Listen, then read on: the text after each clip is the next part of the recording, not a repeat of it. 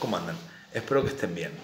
Vamos a hacer la revisión de la actividad de hoy que consiste en los conceptos básicos de escalas, ¿sí? En dibujo técnico, bien, muchas veces nos encontramos que tenemos que dibujar algún elemento, alguna máquina, alguna instalación que es demasiado grande y no entra dentro de los formatos de hojas, ¿sí? Lo mismo podría ocurrir con elementos muy pequeños que los tenemos que dibujar en una hoja donde apenas se verían. Entonces, en estos casos es donde recurrimos a las escalas. Las escalas, ¿sí? Vamos a trabajar con algunas escalas que se llaman escalas lineales, ¿sí? Pero básicamente es la relación o una proporción que hay entre el dibujo, la pieza real y el dibujo, entre la realidad y el dibujo, ¿sí? Estas escalas vamos a estar valiéndonos de la norma IRA 4505, ¿sí? Que es la que establece los conceptos básicos para trabajar con escalas en dibujo técnico o dibujo tecnológico.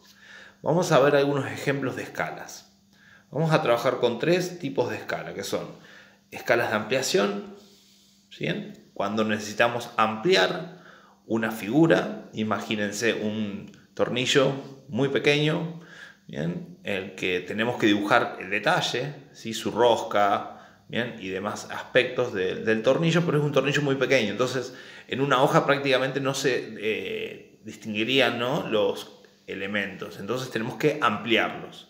Para eso usamos escalas de ampliación. La escala natural, ¿sí?, que son escalas, ¿bien?, que mantienen la misma medida entre la realidad y el dibujo, por eso es 1 en 1. Y escalas de reducción, cuando los elementos a dibujar son muy grandes, entonces los tengo que reducir proporcionalmente. Bien, las escalas, aparte de clasificarse en estas que vamos a trabajar ahora, bien, se identifican por medio de una fracción. Fíjense que esta escala, la escala de ampliación, es una escala 2 en 1. Bien, esto significa que una unidad de la realidad van a ser 2 unidades del dibujo. Va a ser 2 veces más grande el dibujo, ¿sí? Entonces, en este caso podemos buscar un tornillo, supónganse que mide 5 milímetros, entonces si aplico esta escala, ¿bien?, ese tornillo del dibujo va a valer el doble, va a valer 10, entonces va a ser más grande y se va a poder notar más sus detalles. La escala natural casi siempre, fíjense que es 1 en 1, una unidad de la realidad es una unidad del dibujo, mantiene las mismas medidas en la realidad que en el dibujo. Son figuras, bien, o piezas o elementos que voy a dibujar y entran dentro de la hoja con detalle.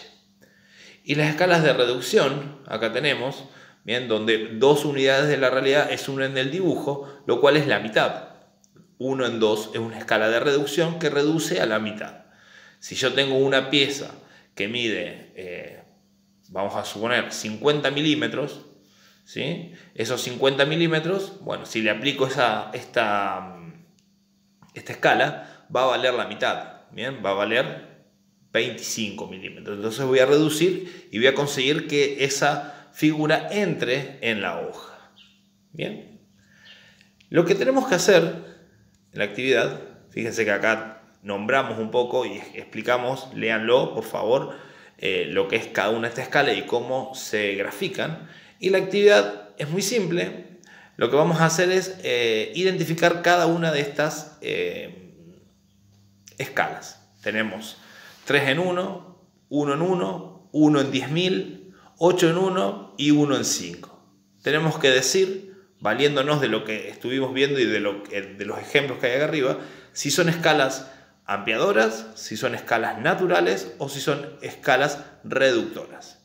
Bien, así que bueno, espero que el video les sirva de revisión. Dudas y consultas, saben dónde encontrarme. Recuerden de estar al día con las actividades, ¿sí? Más que nada con las que van saliendo nuevas. En los ratos libres se pueden comunicar conmigo y pueden llegar a entregar actividades atrasadas. Bueno, un abrazo grande y nos vemos pronto. Chao, chao.